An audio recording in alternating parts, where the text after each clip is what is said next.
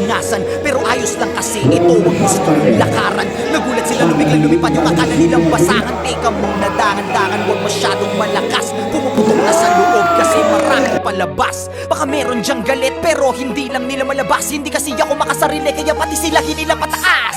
Teka, ang dami nagbago, ugali pati na mukha mo. Ganyan na ba yung mga dapat gawin para mahalin ng mga tao? Sa bagay sanay ka naman mo, respeto daw kahit pa ba. No, kung gusto nyo ng respeto, tanungin nyo na sila kung magkano. Huwag magpapakapekto, kala mo perfecto. Lalo pag nagsalita na yung mga yang kala mo walang depekto. Samantalang ako ginawa ko lang lahat ng ito ng puro diretso. Habang ikaw kailangan may siraan ka para lang maka-asenso. Para ka nag-chismoso, ginawa na lahat ng kwento.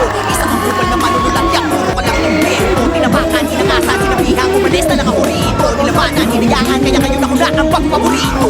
Titirahin mo kasi balong lang nagdala. Huwag kayong mag-alala, meron din kami dala. Ganyan naman yung mga ulule, mahilig mangumpara. Nagpapanggap na malawak ang utak, makinig pala. Tanga ka,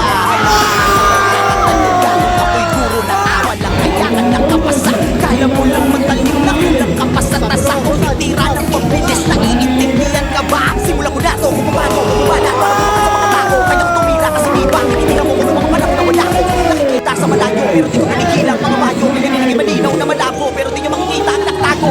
Kala mo yun na, di pa tapos, mga tira na tila ko, di pa tapos. Nakapila ka, di ba halika ngayon para malaman nila yung kuting sa liyon. O siya, sige na, malakas ka na nun. Dapat alam mo na yung panahon, samantalang ako, isa na yung mabaon. At alam ko na rin, bumalik pa ako.